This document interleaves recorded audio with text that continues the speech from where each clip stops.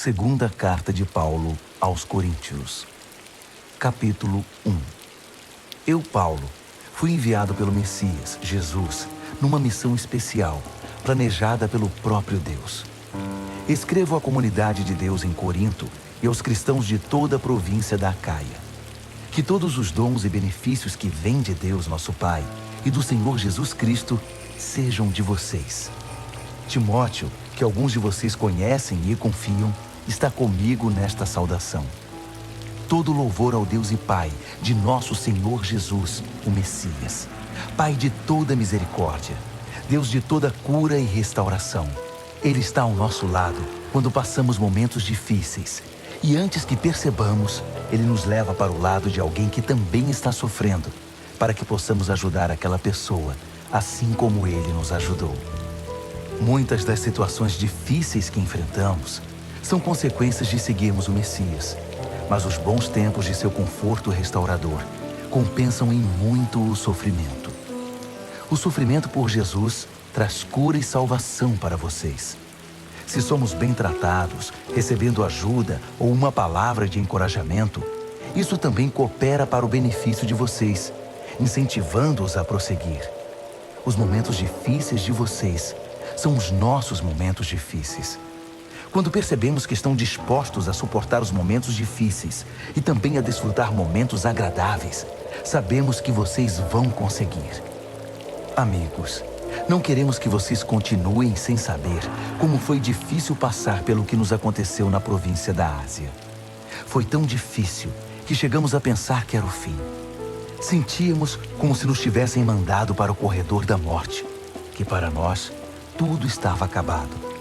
Mas quando tudo passou, foi a melhor coisa que nos poderia ter acontecido. Em vez de confiar em nossa força ou em nossa capacidade de nos salvar, fomos forçados a confiar totalmente em Deus. Uma ideia nada má, considerando que Ele é o Deus que ressuscita os mortos. E Ele o fez, resgatando-nos da destruição certa. E Ele fará tudo de novo. Nos resgatará quantas vezes forem necessárias. Vocês e suas orações são parte da operação de resgate. Também não quero que vocês fiquem na ignorância sobre a questão. Agora mesmo, posso ver os rostos da comunidade erguidos em louvor pelo livramento que Deus nos deu.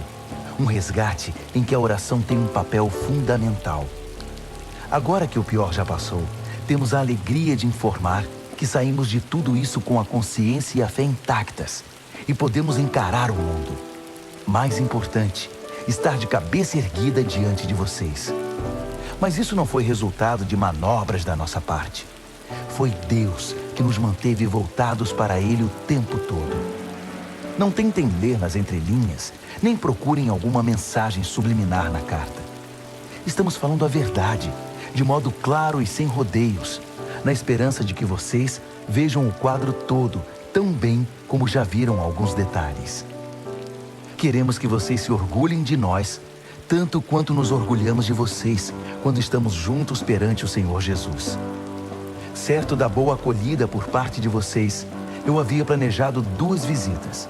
Passar aí a caminho da província da Macedônia e outra vez na viagem de retorno. Então, poderíamos fazer uma festa de despedida quando vocês me enviassem para a Judéia. Esse era o plano. Agora vocês me acusam de ser descuidado com minhas promessas porque o plano não se cumpriu? Acham que tenho 2 palavras? Um sim volúvel no momento e um não volúvel no minuto seguinte? Pois bem, vocês estão errados. Tento ser tão verdadeiro com minha palavra quanto Deus é com a dele. Nossa palavra a vocês não foi um sim descuidado, anulado por um não indiferente. Como poderia ser?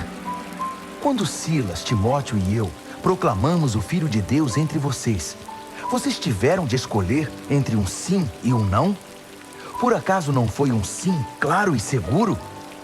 Seja o que for que Deus prometeu, tem a marca do sim de Jesus. Nele, isso é o que pregamos e oramos, o grande amém, o sim de Deus e também o nosso sim inequívoco. Deus nos afirma, certificando-nos em Cristo, pondo seu sim dentro de nós. Pelo seu Espírito, Ele nos marcou com sua eterna garantia. um início certo para o que Ele está disposto a realizar. Pois bem, vocês estão preparados para saber a verdadeira razão por que não os visitei em Corinto? Tendo Deus por testemunha, o único motivo foi que eu quis poupar vocês da dor. Foi por causa da minha consideração por vocês. Não fui indiferente nem manipulador. Não somos responsáveis pelo modo segundo o qual vocês vivem a fé. Não nos comportamos como inspetores, e sim como companheiros, trabalhando com vocês num ambiente de alegre expectativa. Sei que vocês permanecem firmes por sua própria fé, não pela nossa.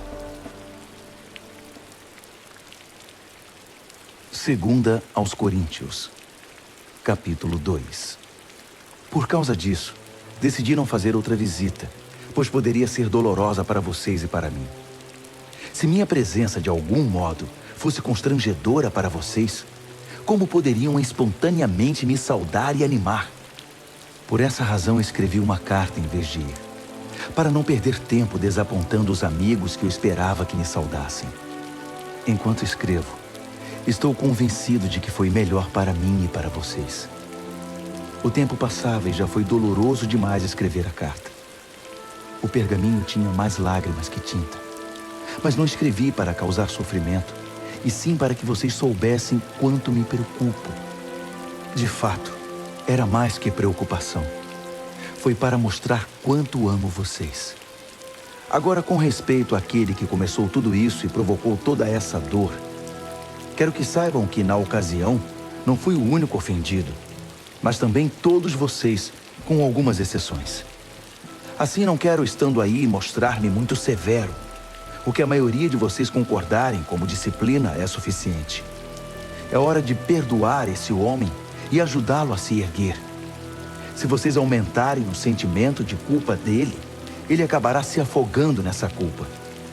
Meu conselho agora é derramar amor.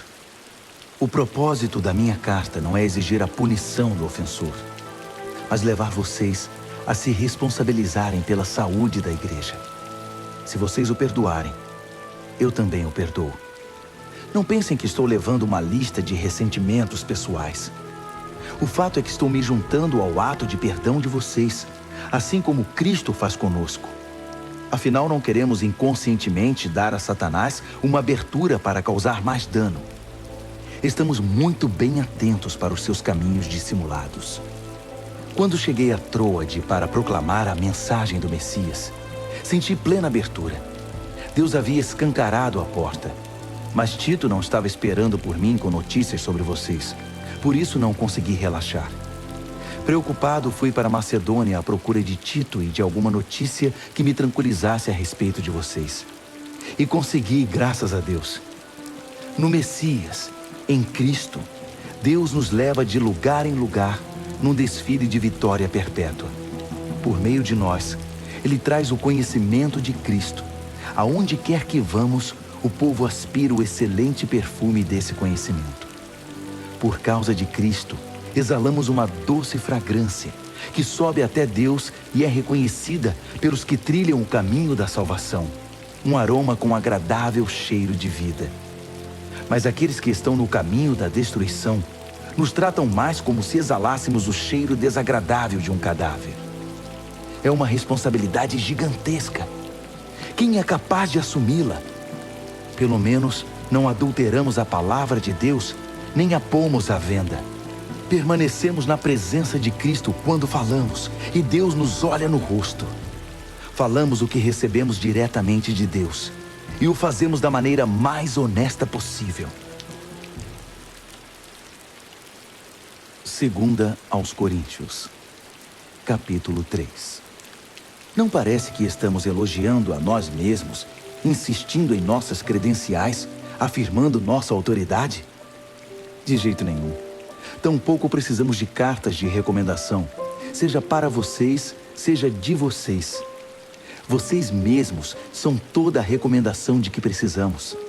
A vida de vocês é uma carta que qualquer um pode ler simplesmente olhando para vocês. O próprio Cristo a escreveu. Não com tinta, mas com o Espírito do Deus vivo. Essa carta não é inscrita na pedra, mas entalhada em vidas humanas, e nós a publicamos. Não poderíamos estar mais seguros de que vocês são nossa carta de recomendação, escrita pelo próprio Cristo para Deus. Não pensaríamos em escrever tal carta. Só Deus pode escrever uma carta assim. Sua carta nos autoriza a levar adiante este novo plano de ação. O plano não foi escrito com tinta sobre papel, com muitas páginas de notas de rodapé, matando o seu espírito. Foi escrito em sintonia. O espírito com o nosso espírito. A vida de Deus com a nossa vida. O governo da morte, com sua constituição escrita em tábuas de pedra, teve uma cerimônia de inauguração deslumbrante. O rosto de Moisés, enquanto entregava as tábuas de pedra, era tão brilhante quanto o dia, ainda que se desvanecesse muito rapidamente. E o povo de Israel não podia olhar direto para ele, assim como não se pode encarar o sol. Quão mais deslumbrante, então, será o governo do Espírito vivo? Se o governo da condenação foi impressionante, que dizer do governo da afirmação? O antigo governo, que tanto brilhava, pareceria escuridão diante do novo. Se o acordo temporário já nos impressionou, quanto mais o deslumbrante governo que durará toda a eternidade. Com esse tipo de esperança que nos anima, nada nos segura. Ao contrário de Moisés, não temos nada a esconder. Conosco, tudo acontece às claras. Ele usava um véu para que os israelitas não percebessem o brilho que aos poucos ia morrendo. E eles não perceberam. Não foram capazes de perceber na época e não percebem agora que não há nada naquele véu. Ainda hoje, quando as proclamações do governo antigo são lidas, eles nada veem. Somente Cristo pode tirar o véu, a fim de que eles possam ver por si mesmos que não há nada lá. No entanto, quando eles se voltam para Deus como Moisés fez, Deus remove o véu e lá estão eles, face a face com o Senhor. Descobrem de repente que Deus é uma presença pessoal, viva, não uma peça de pedra esculpida. E quando Deus está presente, um espírito vivo, aquela constituição antiga e repressora, se torna ultrapassada. Estamos livres dela, todos nós. Nada mais fica entre nós e Deus. Nossa face brilha com o brilho de sua face. Somos transfigurados como o Messias, e nossa vida se torna cada vez mais deslumbrante e bela, à medida que Deus entra em nossa vida e nos tornamos como Ele. Segunda carta aos Coríntios, capítulo 4. Considerando que Deus tão generosamente nos permite participar do que Ele tem feito, não vamos desanimar nem desistir, só porque às vezes enfrentamos tempos difíceis. Nós nos recusamos a usar máscaras e a fingir. Não manipulamos os fatos nos bastidores, nem deturpamos a palavra de Deus em proveito próprio. Pelo contrário, sustentamos tudo o que fazemos e falamos toda a verdade às claras, de modo que quem quiser possa ver e julgar por si mesmo na presença de Deus. Se a mensagem parece obscura para alguns, não é porque a escondemos. Não. É porque eles estão vendo ou buscando o caminho errado e se recusam a dar à mensagem a devida atenção. A única coisa que interessa a eles é o Deus das trevas desta época. Pensam que conseguirão dele o que desejam e que não terão que se preocupar em crer na verdade que não podem ver. Eles estão cegos para a deslumbrante luz da aurora da mensagem que resplandece com Cristo e nos permite ver a melhor imagem de Deus, o que eles jamais conseguirão. Lembrem-se de que a mensagem não é sobre nós mesmos. Nós anunciamos Jesus Cristo, o Senhor. Todos nós somos mensageiros, andarilhos de Jesus por causa de vocês. Isso começou quando Deus disse que a luz brilhe nas trevas. E nossa vida ficou cheia de luz quando vimos e compreendemos Deus pela face de Cristo, tudo belo e deslumbrante. Se olharem apenas para nós, vocês podem perder o brilho. Levamos a mensagem preciosa em vasos de barro, sem adornos, ou seja, em nossa vida. Isso é para impedir que alguém pense que o incomparável poder de Deus nos pertence. Vocês sabem que não temos muita coisa de nós mesmos. Estamos soterrados de problemas, mas não desmoralizados. Não sabemos direito o que fazer, mas sabemos que Deus sabe o que fazer. Estamos espiritualmente aterrorizados, mas Deus não nos abandonou. Caímos, mas não estamos derrotados. O que fizeram a Jesus, fizeram a nós. Julgamento, tortura, zombaria e assassinato. Jesus faz em nós o que fez entre eles. Ele vive. Nossa vida está em constante risco por causa de Jesus, o que faz a vida dele mais evidente em nós. Enquanto enfrentamos o pior, vocês conseguem o melhor. Não há silêncio sobre essa questão em nossa vida. Assim como o salmista escreveu, "Cri, por isso falei."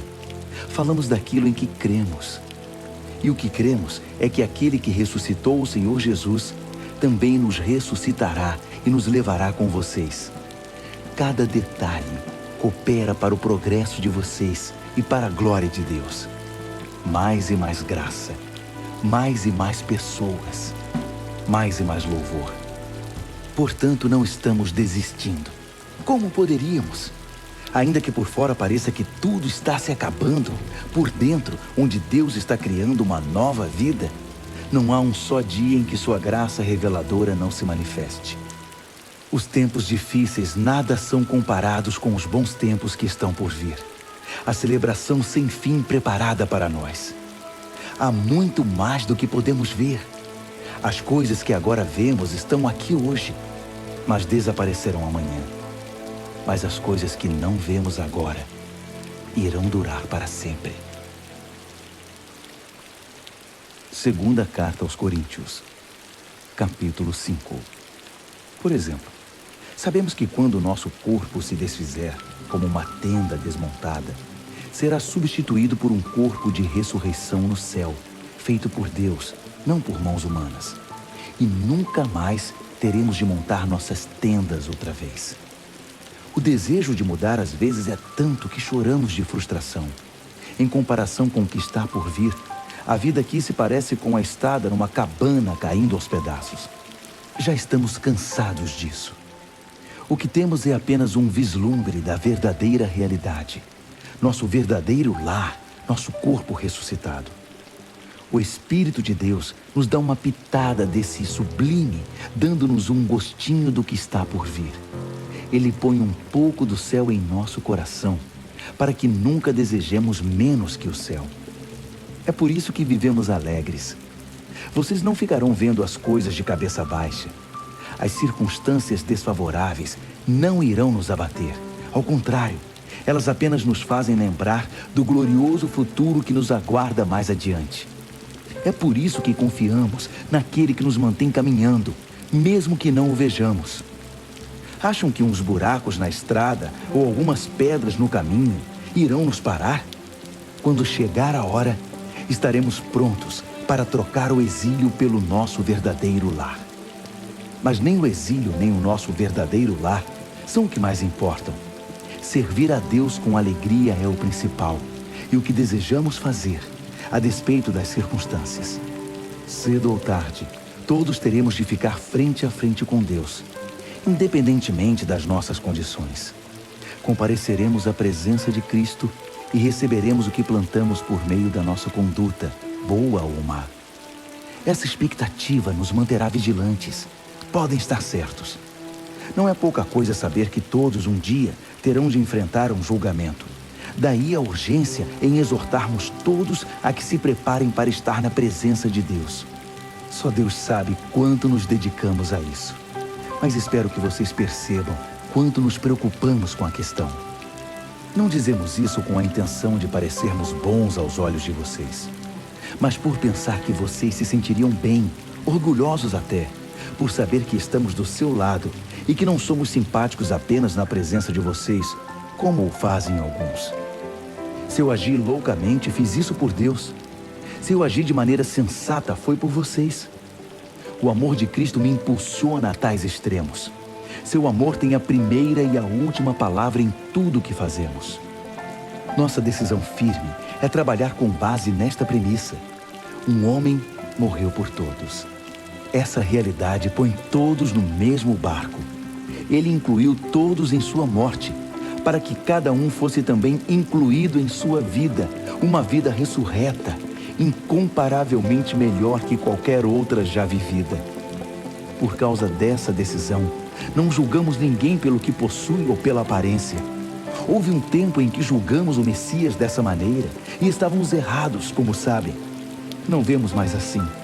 Agora olhamos para dentro e o que vemos é que qualquer um unido ao Messias tem a chance de um novo começo e é criado de novo. A velha vida se foi. Uma nova vida floresce. É demais. Tudo vem de Deus, que nos quer em relacionamento com Ele e nos chamou para viver relacionamentos com nossos semelhantes. Deus se reconciliou com o mundo por meio do Messias, permitindo um novo começo pela oferta de perdão dos pecados. Deus nos deu a tarefa de contar a todos o que Ele está fazendo. Somos representantes de Cristo. Deus nos usa para persuadir homens e mulheres a deixar as diferenças de lado e ingressar na obra de Deus, e para reconciliar o ser humano com Ele. Estamos falando por Cristo, mesmo agora. Tornem-se amigos de Deus. Ele já é amigo de vocês. Como pode? Vocês perguntam. Em Cristo, eu respondo. Deus o considerou culpado. Ele que nunca fez nada errado, para que pudéssemos ser considerados sem pecado perante Deus. 2 aos Coríntios, capítulo 6. Somos seus companheiros nesta obra. Por isso imploramos, não desperdicem nem um pouco a maravilhosa vida que Deus concedeu a vocês. Ele nos lembra: ouvi seu chamado no tempo certo. No dia em que você precisou de mim, eu estava lá para ajudar. Pois bem, agora é o tempo certo para que Ele ouça vocês e os ajude. Nada de deixar para depois. Não frustrem a obra de Deus. Não façam corpo mole, nem lancem dúvidas sobre o que fazemos. Nossa obra como servos de Deus tem valor em todos os aspectos. As pessoas nos observam enquanto estamos apostos, em prontidão, inabaláveis, em tempos difíceis, maus, trabalhosos. Quando somos espancados, encarcerados e envolvidos em tumultos, trabalhando duro até tarde da noite, às vezes sem comer, com coração puro, mente limpa e mão firme, com gentileza, santidade e amor honesto. Quando dizemos a verdade e quando Deus mostra seu poder, quando fazemos o melhor possível pela verdade, quando somos elogiados ou repreendidos, caluniados ou honrados, fiéis à nossa palavra, ainda que não confiem em nós, ignorados pelo mundo, mas reconhecidos por Deus, vivos, ainda que digam que estamos mortos, açoitados quase até a morte, mas recusando-se a morrer, mergulhados em lágrimas, mas sempre cheios de profunda alegria, vivendo de mãos vazias, mas enriquecendo muitos, não tendo nada, mas tendo tudo. Prezados coríntios, não consigo expressar em palavras quanto desejo que vocês entrem nesta vida plena e cheia de possibilidades. Não queremos que se fechem assim. A pequenez que sentem vem de dentro de vocês. A vida que Deus dá não é pequena. Vocês é que a vivem de modo pequeno. Digo isso com franqueza e com grande afeição. Abram a vida. Comecem a vivê-la plenamente. Não se tornem parceiros dos que rejeitam Deus. Não há como fazer parceria entre o certo e o errado. Não é parceria, é guerra. A luz é amiga das trevas. Cristo passeia com o diabo. A verdade e a mentira andam de mãos dadas. Quem pensaria em pôr ídolos pagãos no templo santo de Deus? Pois é exatamente o que somos. Cada um de nós é um templo. E Deus vive em nós. Ele mesmo disse: Vou viver neles, e neles vou me mover. Vou ser o Deus deles, e eles serão o meu povo. Então deixem de lado a corrupção e as parcerias. Deixem tudo, de uma vez por todas. Diz Deus: não se associe com os que irão mergulhá-los na sujeira. Quero todos vocês para mim. Serei um pai para vocês, e vocês serão filhos e filhas para mim. Palavra do Senhor Deus. 2 aos Coríntios, capítulo 7.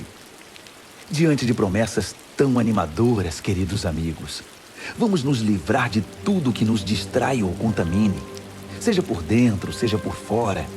Que nossa vida esteja em forma e que sejamos templos santos para o culto a Deus. Confiem em nós.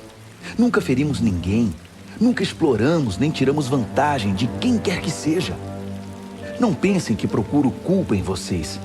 Já disse que estou com vocês em qualquer circunstância. Na verdade, tenho a maior confiança em vocês. Se soubessem como estou orgulhoso de vocês. A alegria me domina, mesmo com todos os problemas. Quando chegamos à província da Macedônia, não tivemos sossego. Os conflitos na igreja e os temores no coração nos deixaram ansiosos. Não conseguíamos relaxar, porque não sabíamos o desfecho da situação. Então Deus, que levanta os abatidos, nos deu um novo ânimo com a chegada de Tito. Ficamos felizes apenas por vê-lo, mas o alívio veio com o que ele nos disse sobre vocês, sobre quanto se preocuparam e lamentaram por minha causa. Minha preocupação transformou-se em tranquilidade. Sei que causei grande preocupação a vocês com minha carta. Ainda que tenha me sentido muito mal na época, sinto-me bem agora, quando penso em como tudo acabou. A carta aborreceu vocês, mas por pouco tempo. Agora estou contente, não por terem se aborrecido, mas porque foram desafiados a mudar. Vocês permitiram que a tristeza os levasse a Deus, não que os desviasse dele. E saíram ganhando, não perdendo. A tristeza que nos aproxima de Deus age assim. Ela abala nossas estruturas e nos leva de volta ao caminho da salvação. Jamais lamentamos ter experimentado esse tipo de dor. Mas quem permite que a tristeza o desvie de Deus, vive cheio de remorsos que podem levá-lo a um estado terminal. Agora digam-me, não são maravilhosos os caminhos que a tristeza toma para nos aproximar de Deus? Vocês estão mais vivos, mais cuidadosos, mais sensíveis, mais reverentes, mais humanos, mais apaixonados, mais responsáveis. Por qualquer ângulo, o resultado foi maior pureza de coração. Era isso que eu estava esperando quando escrevi a carta. Minha maior preocupação não era com aquele que agiu errado, mas com vocês. Eu queria que vocês compreendessem e agissem de acordo com os profundos laços que nos unem diante de Deus. Foi o que aconteceu, e nos sentimos muito bem com isso. Então, quando vimos como Tito se sentiu, seu entusiasmo com a resposta de vocês, nossa alegria dobrou. Foi maravilhoso vê-lo tão animado e reconfortado por causa do que vocês fizeram. Se eu contasse a ele como penso que vocês são bondosos, vocês não teriam afastado aquele que fez o mal. Mas enquanto tudo se resolvia, procurei me conter. Tito viu por si mesmo que tudo que eu dissera a respeito de vocês era verdade. Ele não parava de falar sobre isso, repetindo o relato da sua pronta obediência e da elogiável hospitalidade de vocês. Ele ficou impressionado com tudo, e eu não poderia estar mais satisfeito. Tenho muito orgulho de todos.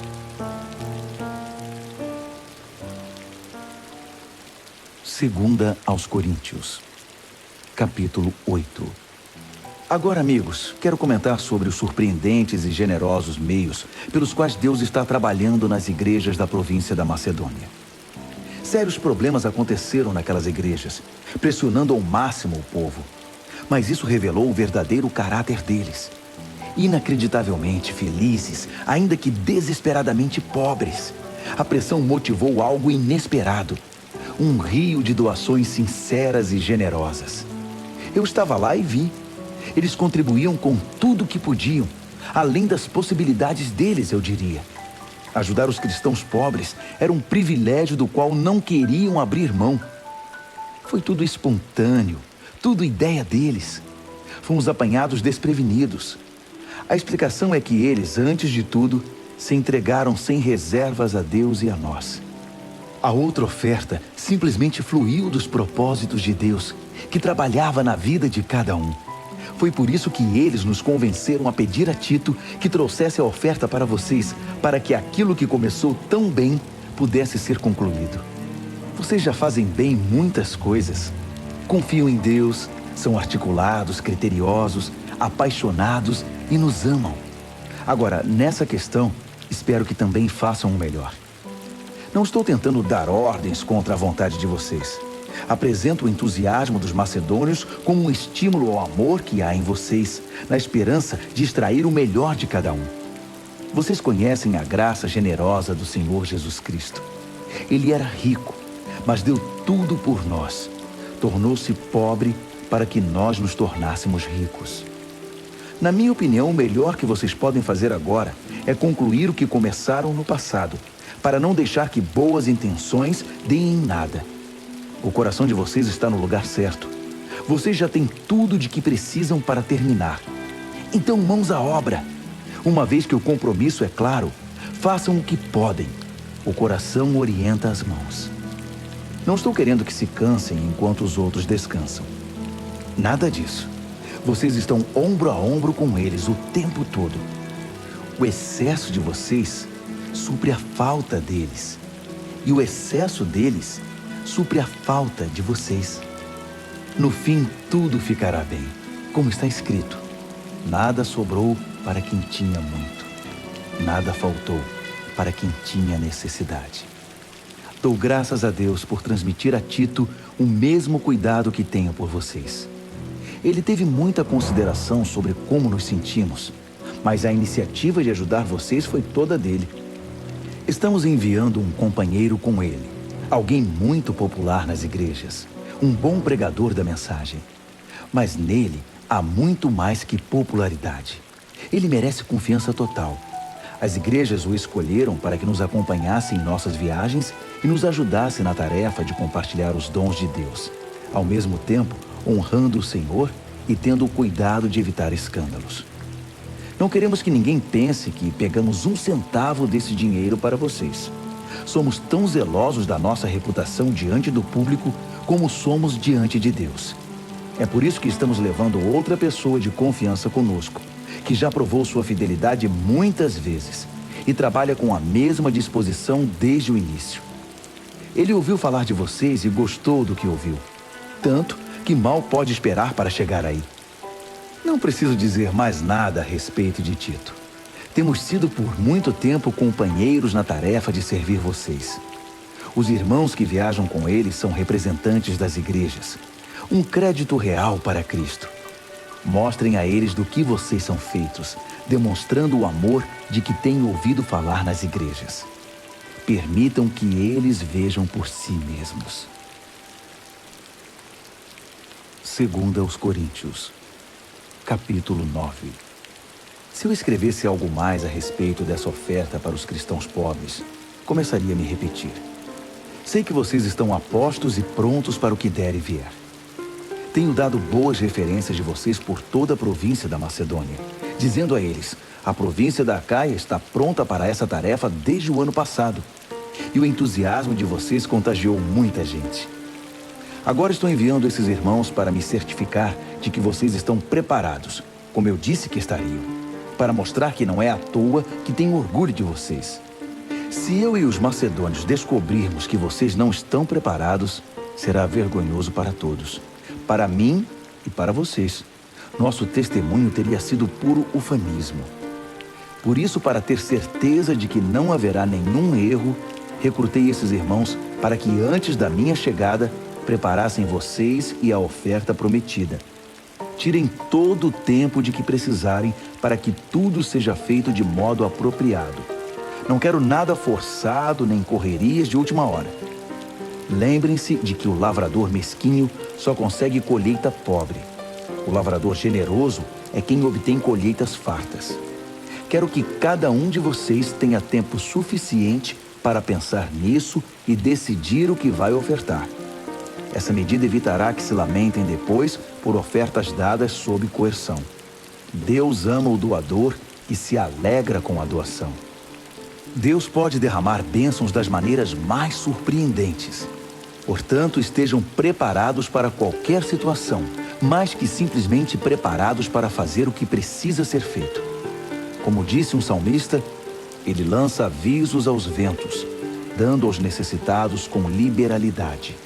Seus meios justos e bondosos nunca se esgotam, nunca se desgastam. O Deus generoso que dá a semente ao lavrador, a qual se transforma em pão e chega à mesa de vocês, é mais que exagerado em abençoá-los. O que Ele dá, vocês podem passar adiante. Isso cresce em vidas amadurecidas, fortes em Deus, ricas em todos os sentidos. Assim, vocês podem ser generosos em todos os sentidos e louvar a Deus conosco. Levar adiante essa obra de ação social envolve bem mais que saciar as necessidades básicas dos cristãos pobres. É um gesto que produz numerosas ações de graças a Deus. É um estímulo para que vocês vivam o melhor que puderem, demonstrando gratidão a Deus pela obediência ao significado pleno da mensagem. Vocês mostram gratidão com ofertas generosas aos irmãos em necessidade e assim se mostram gratos diante do mundo. Enquanto isso, por terem sido contemplados com a riqueza de Deus, a reação deles será orar por vocês, intercedendo de maneira apaixonada por qualquer necessidade que vocês tenham. Agradeçam a Deus pela oportunidade. Nenhuma língua é capaz de expressar os reais benefícios desse dom. Segunda aos Coríntios, capítulo 10. E agora um assunto pessoal, mais urgente. Escrevo na disposição gentil, porém firme de Cristo. Ouvi comentários a meu respeito de que sou subserviente e fraco quando estou com vocês, mas rude e exigente quando escrevo. Por favor, não me obriguem a ser rígido quando estiver com vocês. Não pensem que vou hesitar um só minuto em me opor aos que me consideram um oportunista sem princípios. Eu os farei calar a boca. O mundo é sem princípios. É uma selva lá fora. Ninguém joga limpo. Mas o cristão não vive nem age desse modo. Nunca nos comportamos assim e jamais o faremos. As ferramentas que usamos não são para propaganda ou manipulação, mas para demolir esta cultura dominante e corrupta. Usamos as ferramentas poderosas de Deus para esmagar filosofias pervertidas, derrubar barreiras levantadas contra a verdade de Deus, encaixar todo pensamento livre, toda emoção e todo impulso à estrutura de vida moldada por Cristo. Nossas ferramentas estão preparadas para limpar o terreno e edificar vidas pela obediência rumo à maturidade. Vocês não conseguem ir além do óbvio. Enxergam apenas as árvores, não a floresta. Se procuram um exemplo claro de alguém que está do lado de Cristo, por que me descartar tão rápido? Acreditem, estou absolutamente seguro da minha posição em Cristo. Vocês podem pensar que exagero na autoridade que Ele me deu, mas não estou recuando. Meu compromisso é com o propósito de edificar, não de destruir vocês. E por que essa conversa sobre eu estar amedrontando vocês com minhas cartas? As cartas dele são poderosas, mas pessoalmente ele é fraco, só balbucia. Isso não tem o menor cabimento. O que escrevemos quando estamos longe é o mesmo que afirmamos quando estamos perto. Somos exatamente a mesma pessoa, em carta ou pessoalmente. Entendam, não queremos nos comparar àqueles que se julgam superiores a nós. Não ousamos tanto. Além disso, com toda essa comparação, medição e competição, eles acabam perdendo o rumo. Não vamos fazer reivindicações extravagantes porque estamos presos aos limites estabelecidos por Deus. Mas não pode haver dúvida de que esses limites incluem vocês. Não estamos invadindo o território de ninguém. Afinal, já estivemos aí com vocês. Fomos os primeiros a chegar com a mensagem de Cristo, lembram? Então, como pode alguém achar que ultrapassamos os limites ao escrever para vocês ou visitá-los? Não estamos lucrando à custa do trabalho honesto dos outros, nem interferindo nos ministérios deles, exigindo um lugar ao sol com eles. O que esperamos é que vocês, quando crescerem na fé, também tomem parte em nossa obra, que está em expansão. Assim, todos nós estaremos dentro dos limites que Deus estabelece quando proclamamos a mensagem em lugares além de Corinto. Mas não temos a intenção de trabalhar em cima do que outros têm feito, nem de levar o crédito disso. Se vocês querem exigir o crédito, que o crédito seja de Deus. O que vocês dizem a respeito de vocês mesmos não significa nada na obra de Deus. É o que Deus diz a respeito de vocês que faz diferença.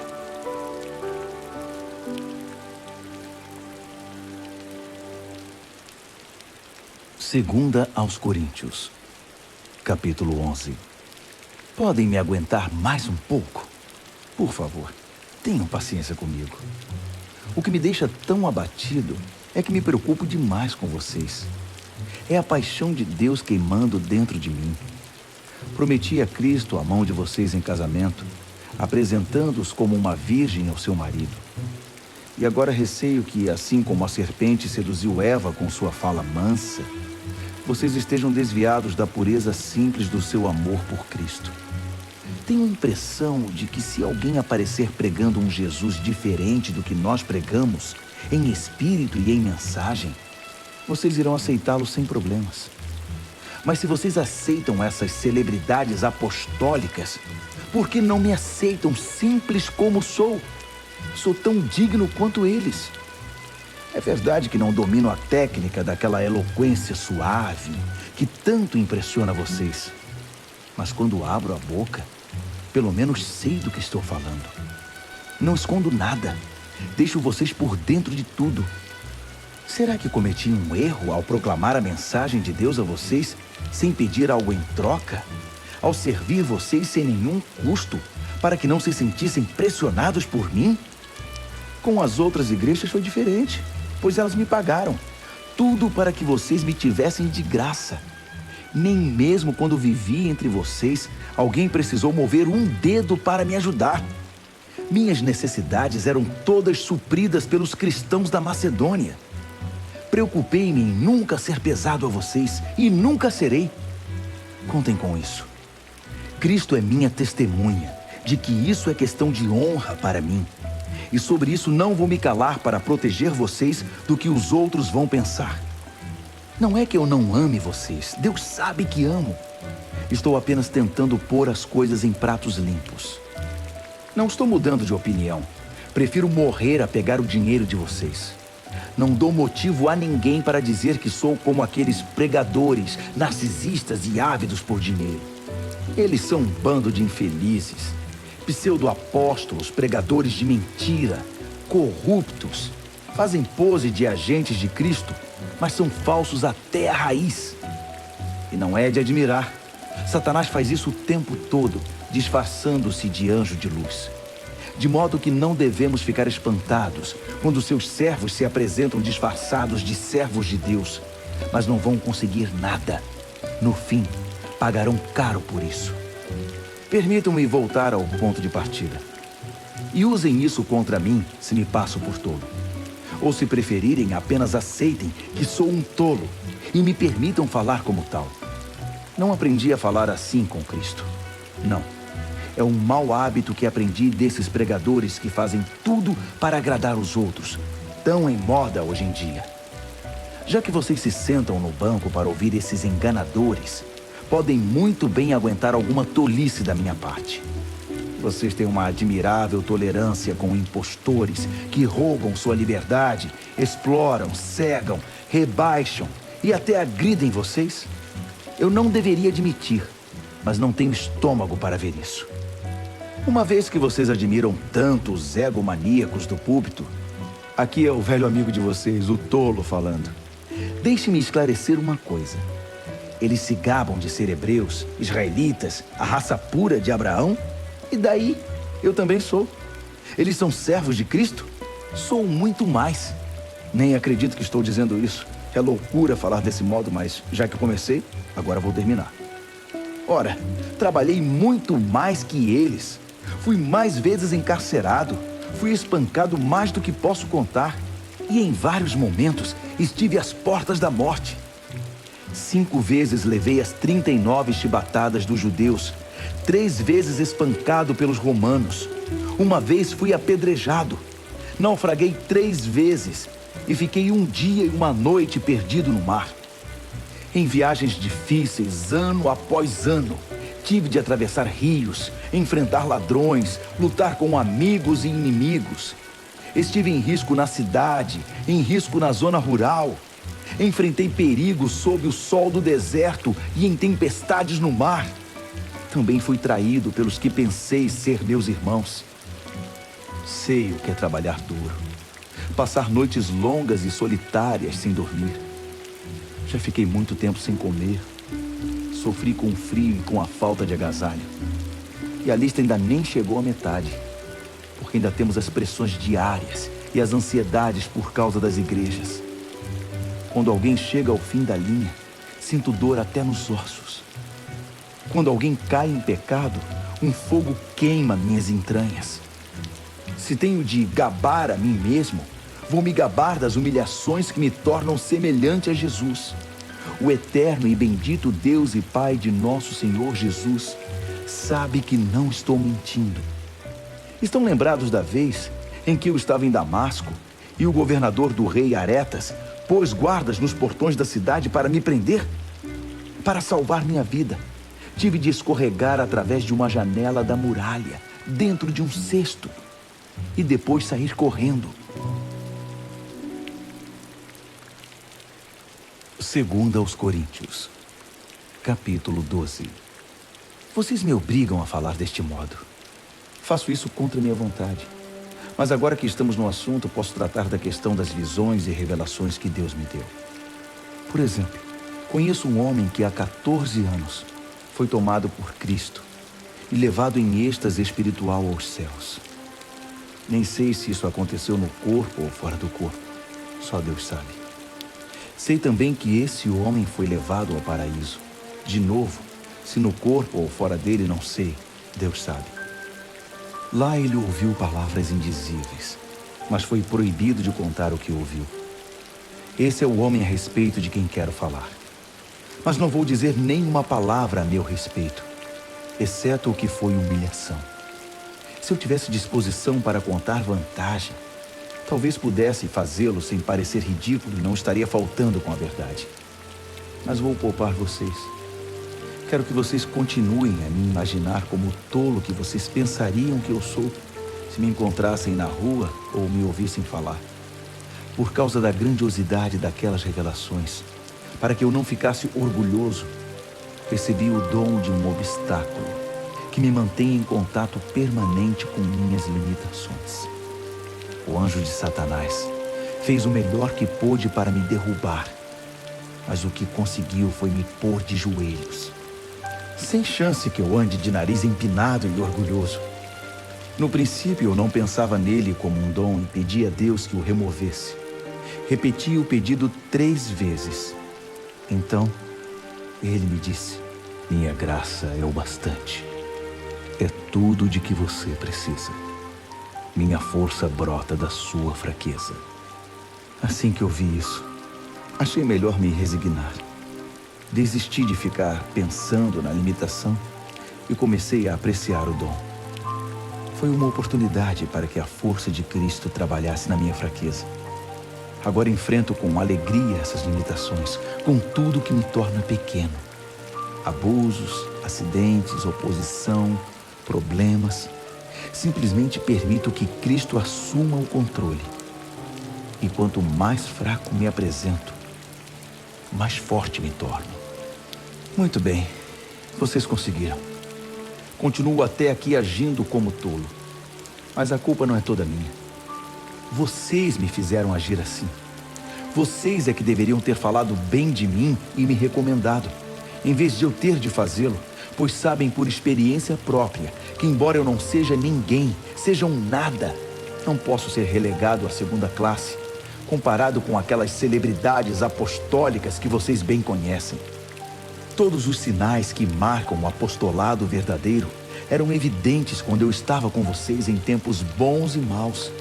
Sinais de milagres, sinais de maravilhas, sinais de poder. Vocês receberam menos de mim ou de Deus que as outras igrejas?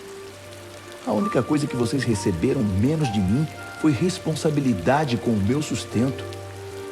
Pois bem, sinto muito. Perdoe-me por despojar vocês. Tudo está preparado agora para minha terceira visita a vocês. Mas não se preocupem com isso. Vocês não precisam se sacrificar. Não serei um peso para vocês desta vez, mais do que fui em outras visitas. Não tenho interesse no que vocês têm, só em vocês. Os filhos não têm de se preocupar com os pais. Os pais é que se preocupam com os filhos. Eu ficaria feliz em esvaziar os bolsos, ou até mesmo em hipotecar minha vida para o bem de vocês. Assim, porque quanto mais amo vocês, menos sou amado. E porque continuo a dar importância a essas fofocas sobre eu ter usado meu autossustento como forma de culpar vocês? Onde está a prova disso? Alguma vez os enganei ou usei alguém para iludir vocês? Pedi a Tito que os visitasse e levasse alguns irmãos consigo. Por acaso eles agiram de má fé com vocês?